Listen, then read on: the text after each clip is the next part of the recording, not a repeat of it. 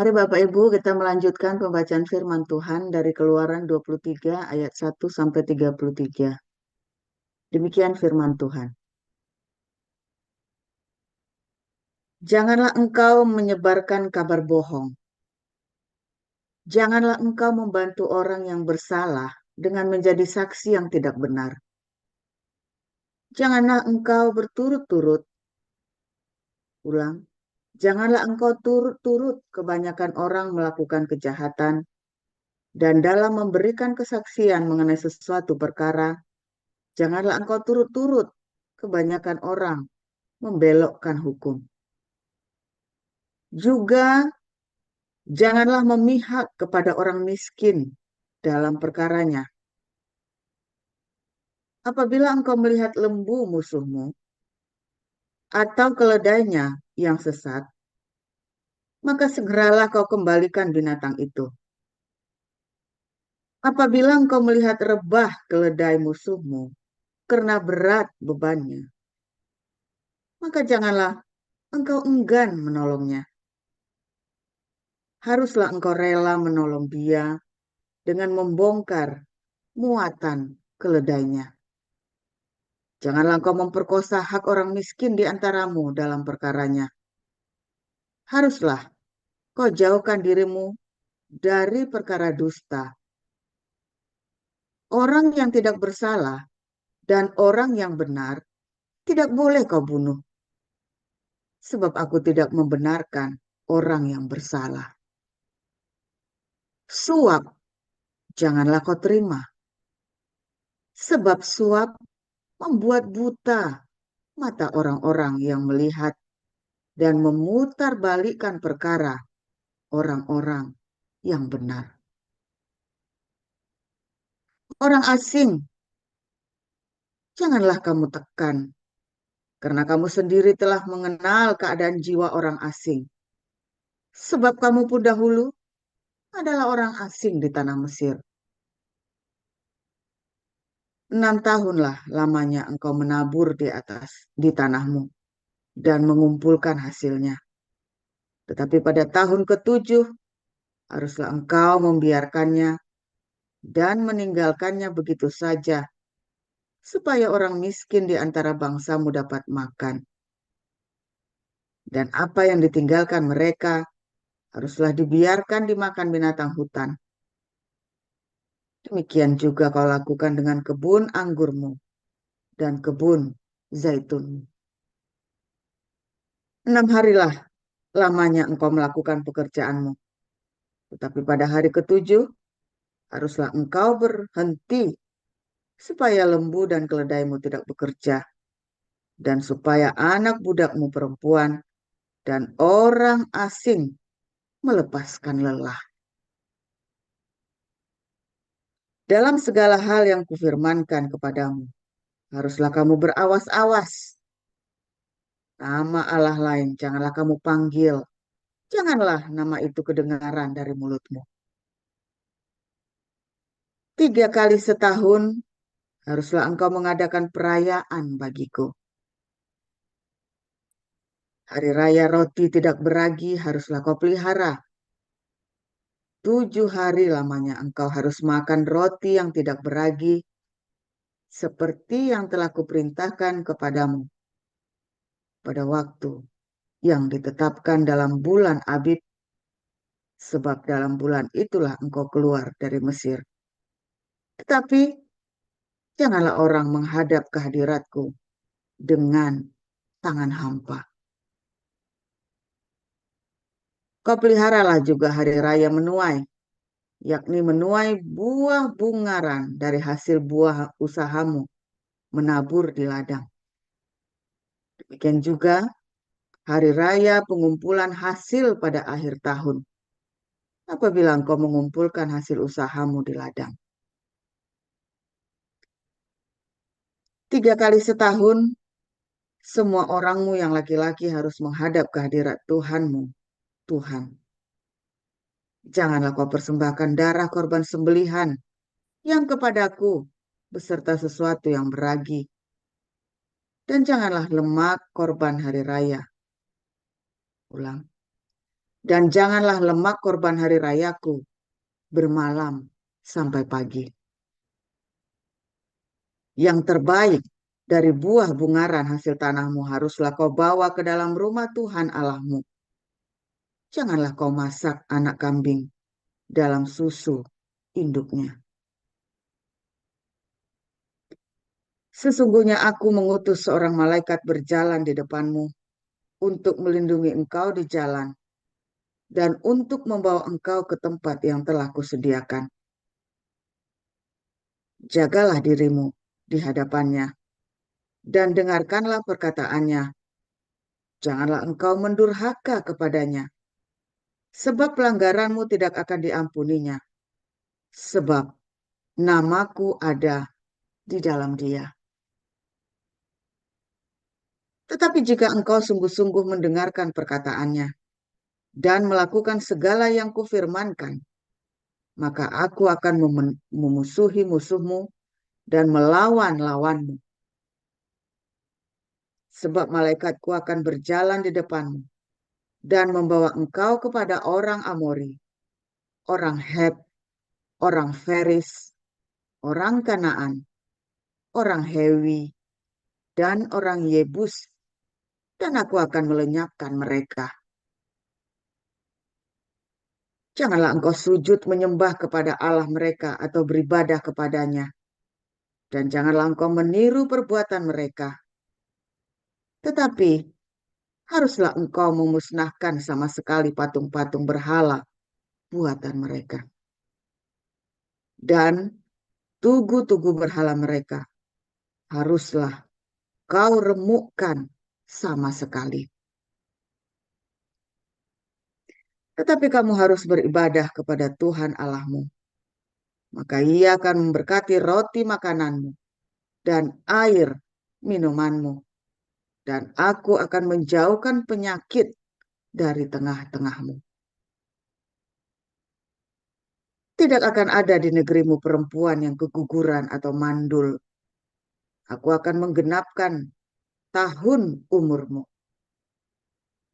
Kengerian terhadap aku akan kukirimkan mendahului engkau. Aku akan mengacaukan semua orang yang kau datangi.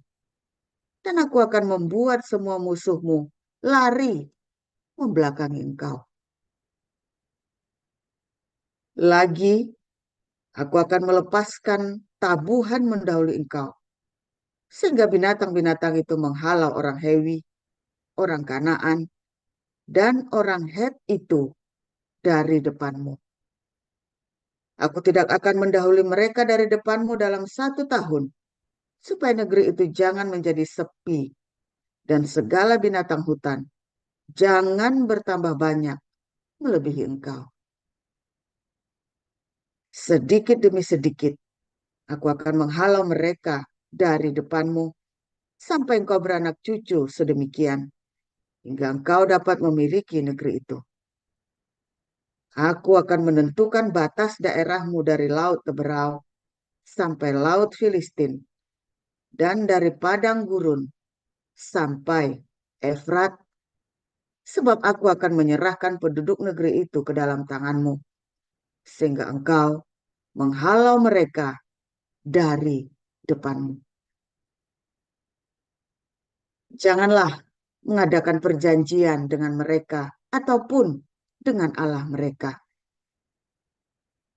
Mereka tidak akan tetap diam di negerimu, supaya mereka jangan membuat engkau berdosa kepadaku dengan beribadah kepada Allah mereka. Sebab tentulah hal itu menjadi jerat bagimu. Demikian. Terima kasih, Cah. Ya, terima kasih Bu Nerliana. Selanjutnya Bu Sarma, silahkan.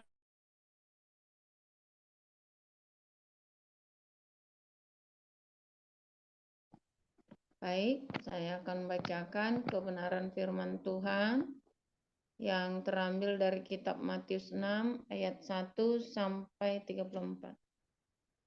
Beginilah pembacaan kebenaran firman Tuhan. Ingatlah, jangan kamu melakukan kewajiban agamamu di hadapan orang supaya dilihat mereka.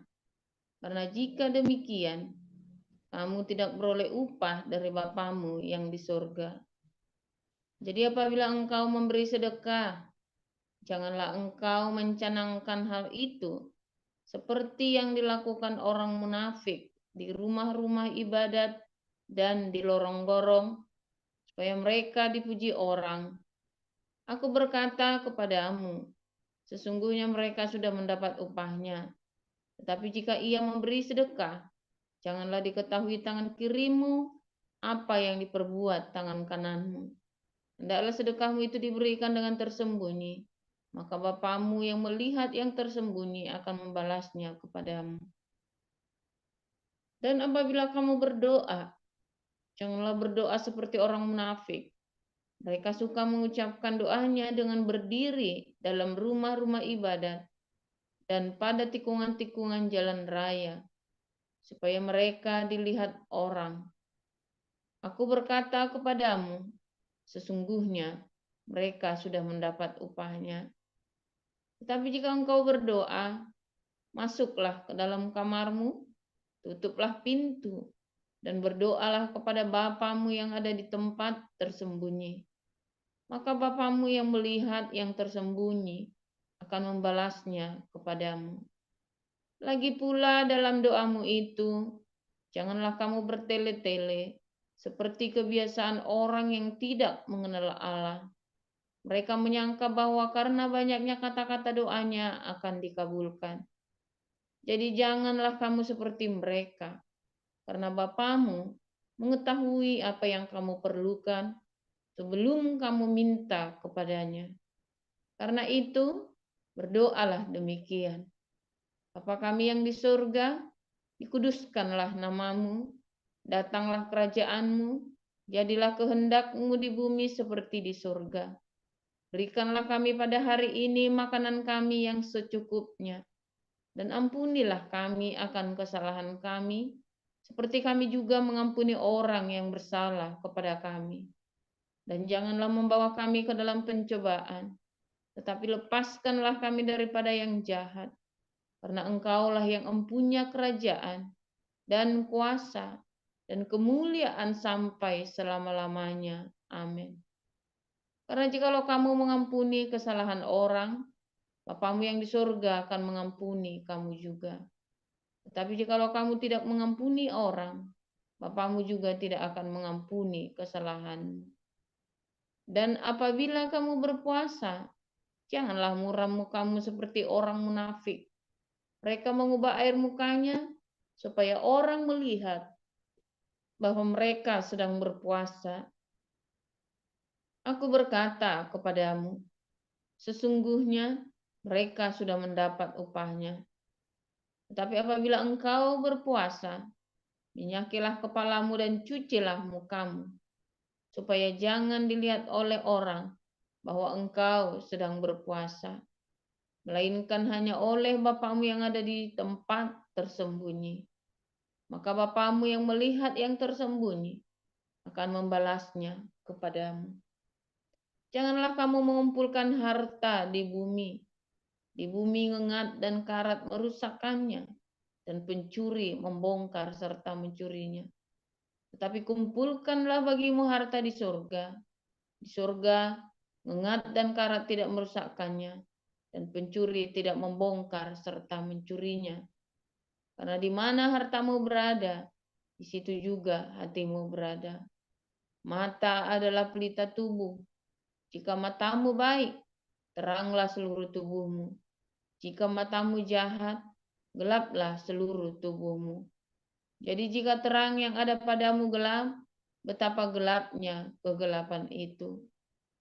Tak seorang pun dapat mengabdi kepada dua tuan.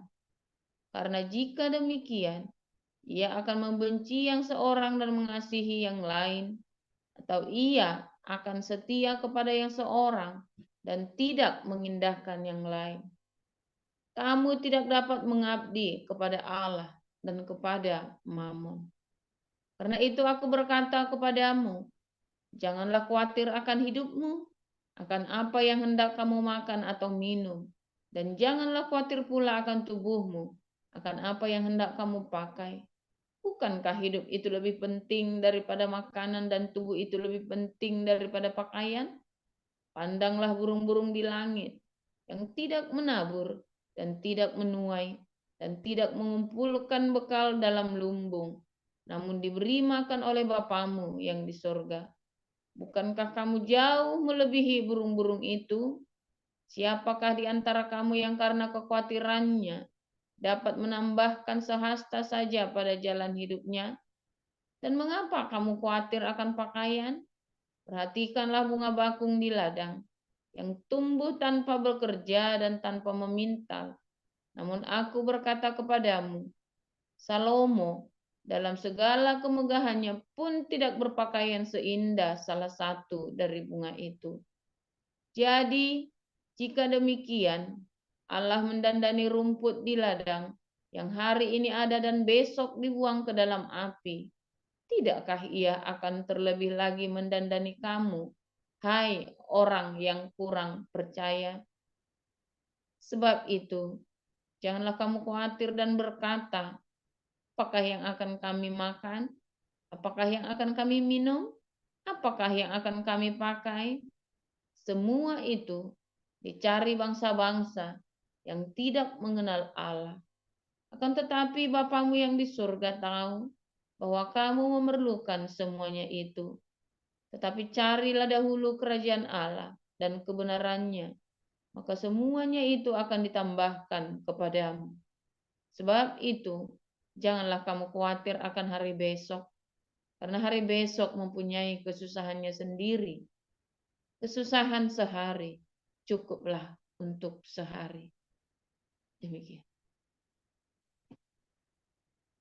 Terima kasih Bu Nerliana dan Bu Sarma. Silakan Pastor Paul.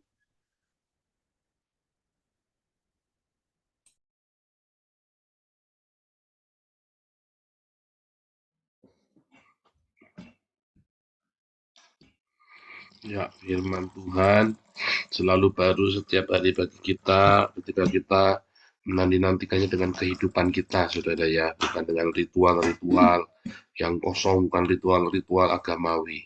Saudara yang masih hidup dalam ritual agamawi, mulai tinggalkan ya, karena sia-sia hidupmu nanti tidak akan berbuah.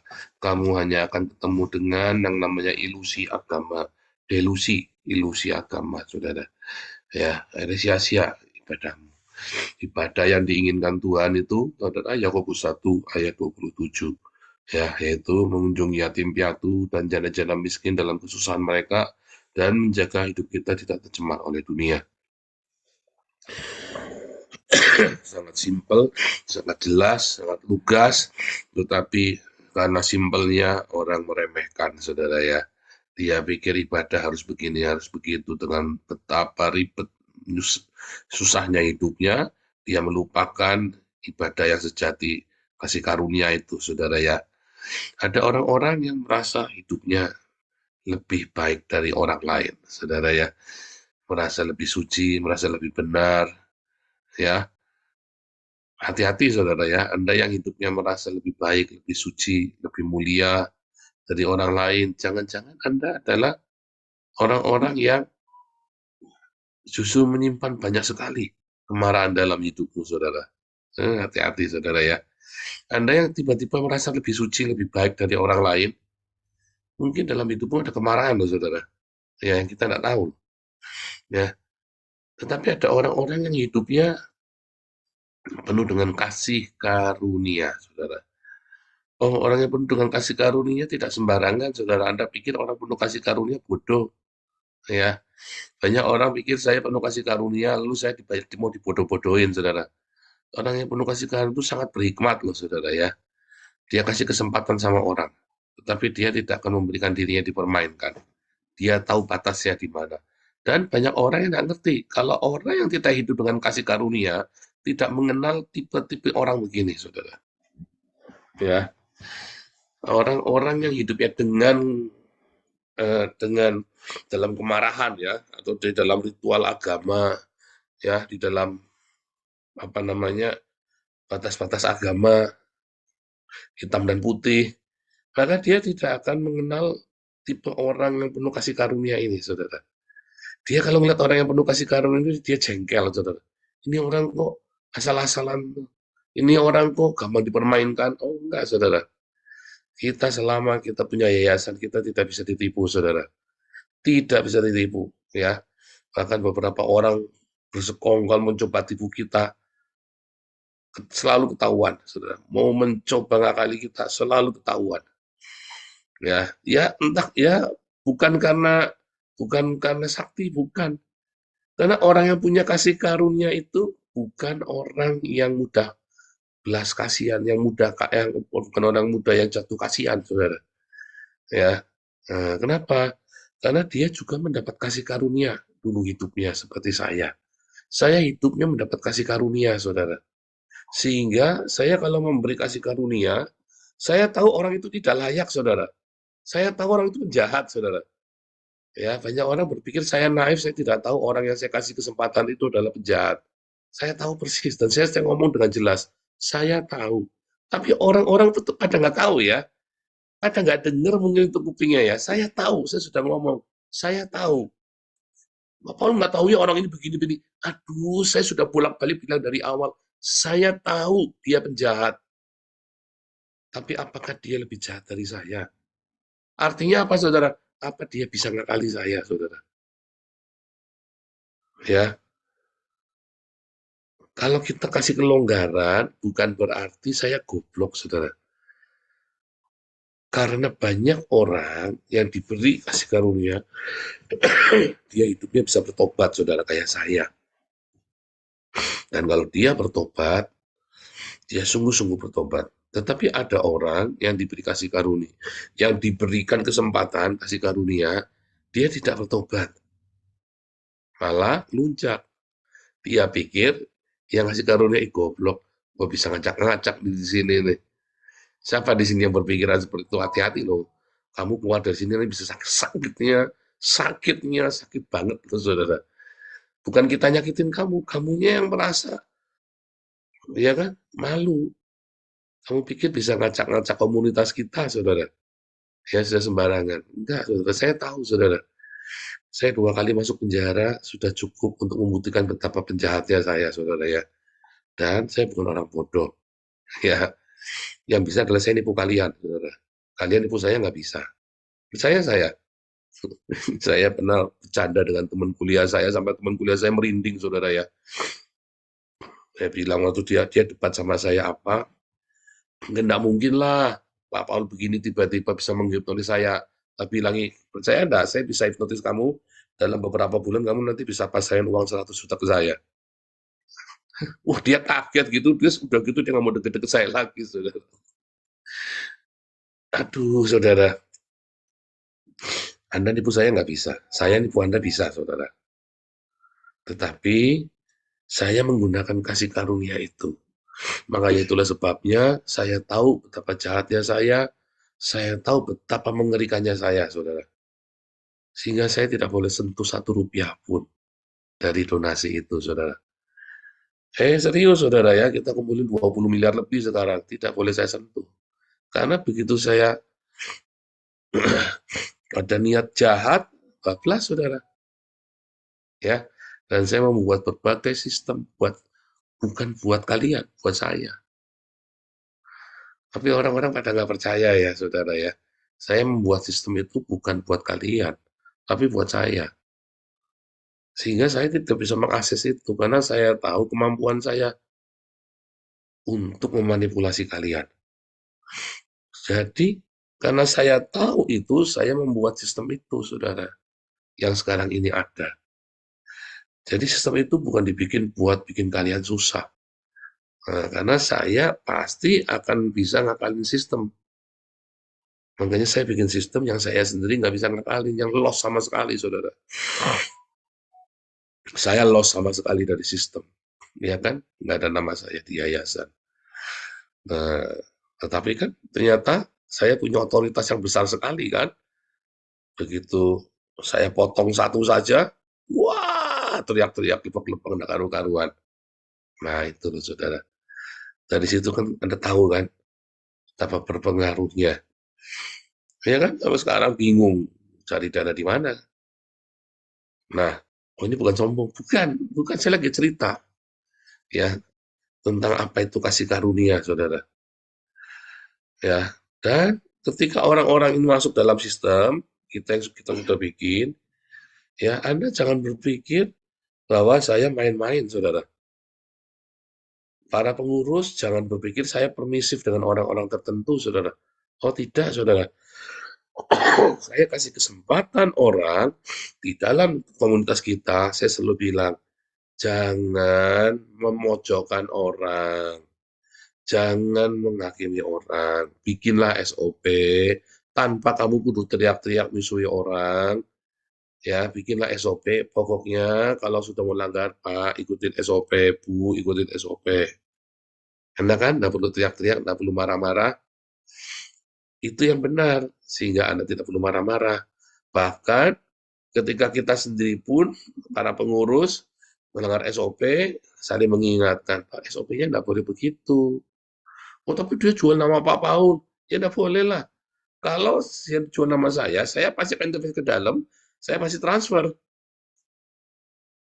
Ya, saya pasti transfer. Iya kan? Saya pasti menggantikan uang itu, kan harus begitu, saudara. Jadi nggak bisa, terus kamu langgar SOP, terus ini jual nama Paul, dikit-dikit nama Pak Paul. Nah, berarti Anda yang tidak hidup dengan kasih karunia, Anda terintimidasi itu. Anda diakalin. Nah, lalu Anda marah-marah, seakan-akan saya melakukan keistimewaan. Enggak, Anda yang merasa terintimidasi, karena dia harusnya kalau ada jual nama kamu, bilang, jangan Pak Paul, Tuhan Yesus saja kalau minta tetap kita nggak kasih. Ikutin SOP. Gitu. Harusnya para pengurus begitu, saudara. Jangankan Pak Paul, Tuhan Yesus saja kalau minta tetap bilang enggak. Gitu, saudara. Ikutin SOP. Itu, saudara, yang benar. Ya, itulah kasih karunia. Ya, itulah kasih karunia. Kebayang enggak, saudara? Kasih karunia itu, ya, ulangi dari depan ya. Ibadah itu adalah ketika hidupmu penuh dengan cinta, penuh dengan kasih karunia. Itulah ibadah, saudara. Ibadah itu bukan semua seperangkat benar, salah benar. Ibadah itu bukan seperangkat aturan benar dan salah. Bukan, saudara. Kalau ibadahmu masih seperangkat aturan benar dan salah, artinya hidupmu masih dalam perbudakan. Mungkin hidupmu masih dalam kemarahan tuh. Hati-hati, saudara ya. Jangan-jangan kamu juga belum selamat lagi. Ibadah itu adalah bila hidupmu mengalirkan kasih karunia. Ya, itulah ibadah, saudara.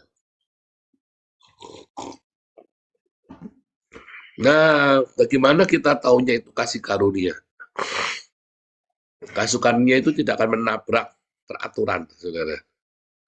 Nggak akan menabrak peraturan yang ada. Kasih karunia itu akan taat kepada peraturan yang ada di situ, saudara. Dia tidak akan semena-mena. Ya, loh Tuhan Yesus harus mati loh, saudara. Dia tidak tabrak aturan, nggak kayak Allahnya tetanggamu yang asal burungnya tegak begitu langsung keluar ayat buat membenarkan dia apa yang telah dihalalkan oleh sang dewa tidak boleh kau haramkan. Nggak bisa, saudara. Ya kan? Ada aturannya. Ada aturannya, saudara. Nggak bisa sembarangan kamu, saudara. Apa? Ya, saudara ya. Bahkan Tuhan Yesus pun nggak bisa nabrak aturan. Dia bikin sendiri loh. Itu kasih karunia. Kalau kita melanggar aturan ketetapan yang sudah kita sepakati, ya kita melanggarnya, ya maka di situ ada kesalahan, ya di situ bukan kasih karunia tuh, berarti ada melibatkan emosi, saudara. Kita mau nolong orang ya, nggak ikut kebun pagi nih, ya kan? Kita nggak, tapi orang ini nggak boleh ikut kebun pagi. Sekali dua kali kita masih bisa tolerir ya kan, artinya kita ada ngomong-ngomong oke. Tetapi kalau terus-terusan, itu namanya bukan kasih karunia, saudara. Kamu jangan-jangan lagi di drive ada apa nih? Kenapa kamu ngotot kudu nolong dia? Ya kan? Padahal kesepakatan kita sudah seperti ini. Gitu loh saudara. Ada yang salah. Nah, kita bicarain dulu. Yang lain saling mengingatkan. Ini tapi ada aturan begini loh. Nanti begini gimana? Nanti gini gimana? Gitu loh saudara. Masih terus dia langgar peraturan-peraturan itu. Ya jangan, berarti orang ini tidak bisa mendapatkan kasih karunia itu. Nah, kalau monolog ya pribadi. Harus pribadi kamu sendiri, tidak bisa pakai aturan yang diberlakukan dalam komunitas. Karena itulah namanya kasih karunia, ada aturan. Kasih karunia itu ada aturan loh saudara ya. Ada hukum, ada kesepakatan di situ. Justru kesepakatan dibuat supaya kasih karunia itu bisa kekal, tidak saling menyakiti. Kalau kasih karunia itu tidak dibikin aturan, nanti akhirnya saling mengeksploitasi. Disitulah kesalahannya. Tetapi kamu tetapkan aturan itu tanpa kamu harus berpikir bahwa orang ini penjahat semua. Nggak boleh. Ya, para pengurus semua ya. Kamu tetapkan aturan. Tapi jangan berpikir bahwa orang yang menabrak aturan adalah penjahat. Bukan. Ajari semua orang untuk ikutin aturan. 100 kali, 200 kali, itu diomongi Pak sampai capek ngomongnya. Enggak. 70 kali, 7 kali ngomonginnya, saudara. Ya bosan Pak, ya gimana memang begitu manusia Indonesia. Anda kalau di Jerman, nggak usah dikasih aturan, cuma dikasih tulisan doang, saudara. Nggak dibacain, tulisan suruh baca sendiri.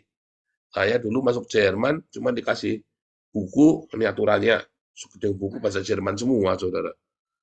Ya pokoknya harus tahu, makanya kudu belajar bahasa Jerman. Tiba-tiba dikasih buku nih, aturannya. Cuma begitu doang, saudara. Ya bukan buku malah ya, itu fotokopian. Fotokopian tebel ya, saudara ya. Ini aturannya. Wah, cuma begitu doang, saudara ya. Wah, sama, saudara ya. Semua komunitas itu ada aturannya. Nah, tetapi ketika ada orang melanggar aturan itu, jangan berpikir orang itu jahat. Kasih karunia itu tidak mengenal seperti itu. Tetapi pokoknya dilurusin lagi, pokoknya dilurusin begini, aturannya begini, tanpa Anda harus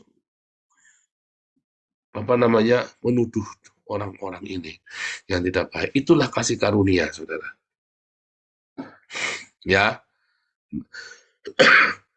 kalau Anda sudah hidup dengan berkat, dengan aturan, saudara, dengan aturan, saudara akan hidup di dalam berkat, ya, berkat komunitas. Hidup dengan kasih karunia. Kasih karunia itu punya aturan. Kita ceritanya komunitas ya, ini kita lagi cerita komunitas. Di dalam komunitas, ya orang hidup dengan kasih karunia. Kasih karunia itu bukannya nggak pakai aturan, ada aturannya, saudara. Nggak boleh sembarangan. Kalau selalu dilanggar, jangan-jangan orang itu tidak perlu kasih karunia atau orang itu tidak layak diberi kasih karunia itu, saudara. Jangan dikasih. Karena orang ini kan merusak komunitasmu nanti. Nah, tetapi jangan pernah berpikir bahwa orang itu adalah penjahat, orang nggak baik. Karena semuanya adalah orang nggak baik yang membutuhkan kasih karunia. Ketika orang ini sudah diberi kasih karunia, kita sudah berjalan dalam kasih karunia, dan kita sudah ikutin semua aturan-aturan di dalam komunitas, maka komunitas kita akan diberkati, saudara. Dan syarat yang namanya berkat adalah rasa cukup. Rasa cukup. Kalau Anda tidak merasa cukup, maka tidak akan ada berkat di sana. Kunci dari berkat adalah rasa cukup. Asal ada makanan dan pakaian, cukuplah. Simpel ya. Asal ada makanan pakaian cukuplah. Itulah sebabnya saya ajarin kepada Anda, saya demonstrasikan kepada Anda bagaimana mempersembahkan. Bahkan ketika orang sudah kasih donasi banyak buat saya melalui saweran-saweran, melalui kolektor-kolektor itu, saya bilang 30% saya bagi. Supaya Anda melihat, saya pun hidup dengan kasih karunia. Begitu, saudara ya. Supaya Anda pun melihat, saya pun hidup dengan kasih karunia. Bukan hidup buat diri sendiri, tetapi buat kita bersama. Itu bukan sesuatu yang perlu dipamerkan, tetapi sesuatu yang harus diajarkan. Karena saya sebagai pengajar, saya sebagai gembala, maka saya harus mengajarkannya kepada Anda dan bagaimana melakukannya. Dan saya harus memberikan contoh di depan mata Anda. Nah, dalam masa-masa rasa cukup, kalau bilang kurang itu tidak ada cukupnya, saudara. Kalau bilang kurang, itu nggak ada cukupnya. Tapi kalau Anda bilang cukup, ya cukup. Ya, ada orang ngeluh sama saya mau gimana, kurang ini, kurang itu, kurang itu. Saya nggak ngerti cara berpikirnya orang ini, apa yang salah, ya, sehingga dia bilang kurang ini, kurang itu. Kamu dapat sembako, sudah dikirim. Kamu dapat pulsa, sudah dikirim. Ya kan? Bahkan kalau kamu butuh uang kontrakan pun, bila kita survei memang kamu benar-benar lagi mepet, kita bisa berikan. Tetapi yang heran, kenapa kamu tidak mau bekerja, tidak mau berupaya sesuatu, supaya kamu bisa dapat uang tambahan buatmu sendiri? Nah, itu pertanyaan saya. Ya, ada banyak sekali pekerjaan yang terbuka. Tapi, ya entah mengapa kamu lebih memilih untuk banyak alasan, karena saya harus merawat ini, saya harus merawat kucing saya harus merawat babi saya harus merawat kebunnya saya. Nah, kan kebunnya bisa dijual, babinya kucingnya bisa dijual. Ya pokoknya begini, pokoknya ada alasan saja, saudara ya, untuk menghindar dari pekerjaan. Nah, itu berarti kamu memang tidak layak mendapat lebih. Ya, berarti Anda tidak layak mendapat lebih, saudara. Berarti rezekimu hanya segitu, ya sudah kasih karuniamu hanya segitu. Ketika kamu merasa kurang, ya kamu harus bekerja. Walaupun sebetulnya dengan sembako itu kamu cukup. Tetapi kamu tidak akan bisa apa-apa. Memang kita tahu, memang kita tidak mau kasih kamu apa, kita nggak mau manjain. Kalau cuma sekedar cuma kasih makan, masih nggak apa-apa. Tapi begitu kamu benar-benar sudah merasa nggak mau ini, nggak mau itu, akhirnya utang-utang. Saya paling nggak suka orang utang-utang, saudara ya. Kalau bilang itu saya tak utang, terus saya bilang kamu tuh sombong kali sih, sok-sokan mau utang. Ya, karena ada suatu ketika kamu nggak bisa membayar, jiret-jiret, mampus kamu, ya kan? Sampai akhirnya kamu nggak punya harga diri lagi.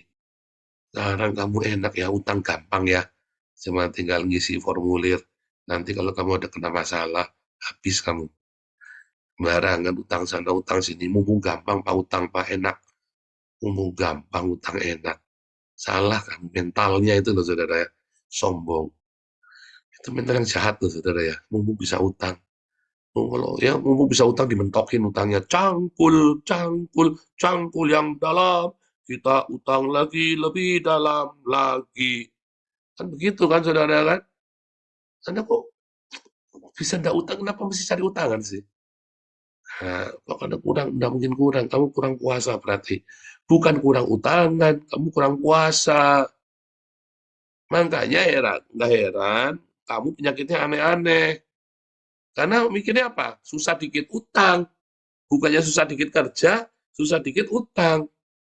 Bukannya susah terus kamu puasa, susah utang. Harusnya kan susah puasa kan? Kamu sehat badanmu. Bisa bekerja. Kalau lagi kerja berat, kamu kan tidak bisa puasa. Ya kamu berdoa sambil bekerja. Maka kamu akan cukup. Tetapi ketika kamu sambil nggak ada kerjaan, kamu malah utangan, utang gampang, utang lagi, kamu sambil makan enak. Makanya penyakitan, utangnya banyak, tambah depresi, penyakitan tambah sing aneh-aneh, saudara. Ya begitu. Penyakit orang malas itu begitu, saudara. Penyakit orang malas. Ya, orang miskin yang malas. Beneran, saudara ya. Oh, kami sudah melewati masa-masa, semua masa-masa itu kita ngelewatin. Jadi bagaimana dong? Jangan pernah terlintas kata hutang di pikiranmu. Hiduplah dengan berkat Tuhan. Hiduplah dengan rasa cukup. Hiduplah, begitu kurang, memang kurang gimana Pak? Ya kerja, tambahi jam kerjanya. Suami istri kerja, bukannya malah cari utangan. Paling gampang itu cari utangan, saudara. Benar nggak? Paling benar, ya kerja, jangan sakit. Terus sakit gimana? Kamu sakit karena kamu tidak bekerja. Kebanyakan orang sakit itu karena kurang kerja, saudara. Serius. Begitu kamu kerja, orang yang rajin kerja malah jarang sakit. Ya, saudara ya. Orang yang rajin kerja dong sakitnya sakit-sakit demam, sakit pilek, batuk. Wah, itu namanya sakit. Orang kerja itu begitu. Istirahat 3 hari sembuh. Istirahat seminggu sembuh. Tapi orang penyakit-penyakit yang aneh-aneh ini penyakit orang nggak kerja soalnya. Nggak kerja tapi kepenginannya banyak, utangnya banyak. Iya kan? Penyakit diabetes, penyakit jantung, depresi, penyakit kapal makan ginjal, penyakit itu penyakit yang kamu kebanyakan pikiran karena kamu kepenginannya banyak tapi utangnya banyak. Kepenginannya banyak materinya tapi utangnya banyak. Pengen ini gaya-gayanya banyak, utangnya banyak. Kamu lihat sana, lihat sini, iri sana, lihat sini, lihat sini, jengkel, sirik. Pergi, makanya singkir dari pergaulanmu. Ya, saya mah nggak mau deket-deket orang kenal. Kalau saya lagi merintis, saya nggak mau deket-deket orang yang kenal. Kenapa? Emosi. Wah, orang itu udah beli mobil, orang itu udah begini, orang itu udah begini. Emosi, saudara. Ini saya gini saja, nggak punya apa-apa, nggak apa-apa. Tetangga beli mobil baru, tetangga beli TV baru, tetangga beli, ya nggak apa-apa, nggak usah, nggak pusing. Itu beli sepeda motor baru, nggak pusing, saudara. Ya kan? Kalau kita mau motornya butut, ya nggak apa-apa. Dulu saya mati. Orang sampai menghina ya, saudara. Saya ingat ada istri pendeta menghina kita. Kita datang dengan motor butut. Ya, sampai dia itu pemikiran sama kita hina sekali ya. Dalam hati saya, tapi saya langsung tahu ini orang ini, orang ini nih, memang dasar perempuan tidak benar. Hamba Tuhan, tapi perempuan tidak benar. Terjadi beneran yang saya ngomong itu bukti beneran, saudara ya. Saya dulu pakai motor butut, saudara ya. Karena saya nggak mau. Saya nggak mau gaya-gaya royal-royal, gitu ya. Ya pakai motor butut kita lagi melayani ular, kita baru mulai melayani lagi. Saya nggak malu, saudara. Kita tenang-tenang saja. Kita tahu bagaimana memulai sesuatu dengan kesederhanaan. Sampai sekarang pun kita juga pakai ini biasa, nggak ada mobil juga nggak apa-apa, ada mobil juga seneng. Ya kebetulan kita diberkati ya kita nggak apa-apa, nggak ada dulu kepengen, kita juga nggak pamer-pamer, kita juga seneng-seneng. Rasa cukup, itu loh saudara. Rasa cukup dan tidak pernah malu. Jangan pernah ngukur badan dengan materi. Ya, oh jangan saudara. Hidup itu sawang sinawang. Ya saya jadi anak saya, jangan pernah kepengin. Ya, percaya saya, nggak punya utang lebih enak. Saya bilang ya, nggak usah kepengin beli-beli. Percaya saya, nggak punya utang itu lebih enak hidupnya saudara. Nggak punya apa-apa, nggak apa-apa. Yang penting nggak punya utang. Itu enak, bahagia, hidupmu kayak di sorga. Aduh kamu ya, saya pertama kali ya, tahu rasanya itu ya. Kayak di sorga saudara. Ya, kamu tahu nggak rasanya nggak punya utang saudara? Berbahagialah kamu yang hari ini tidak punya utang. Waduh, repot saudara. Saya ngomong begini, berbahagialah orang yang tidak punya utang. Yang percaya, yang merasakannya, katakan amin, saudara. Ya, dan ingin bebas, katakan amin. Senang saudara tidak punya utang ya. Jangan pernah memulai utang ya. Hati-hati kamu. Hidup dengan rasa cukup. Belajar seperti orang Israel, saudara. Makanya pelit. Orang Israel itu pelit, kikir, pelit. Nggak mau ini, nggak mau. Melihat orang-orang Israel gaya hidupnya sederhana sekali, saudara ya. Tetapi mereka banyak charity, banyak bersedekah. Itulah berkat hidup yang diberkati, itulah berkat gaya hidup yang diberkati. Ya, orang Israel nggak percaya Yesus saja tahu loh itu loh saudara ya. Saya kalau ketemu sama teman-teman kita itu ya, yang orang-orang, waduh saudara, mereka hidupnya sederhana loh saudara ya. Tapi mereka duitnya banyak. Itu udah kultur. Ya itu bukan mitos, itu kultur. Ya, mereka tidak banyak berapa mewah. Walaupun sampai punya, berarti memang kaya bener itu berarti ya. Tapi mereka hidupnya buat charity, saudara ya. Nah, gitu ya, saudara ya. Tapi kamu jangan charity, malah yang dikasih charity orang hidupnya mewah. Bodoh kamu. Ya, Tuhan Yesus memberkati.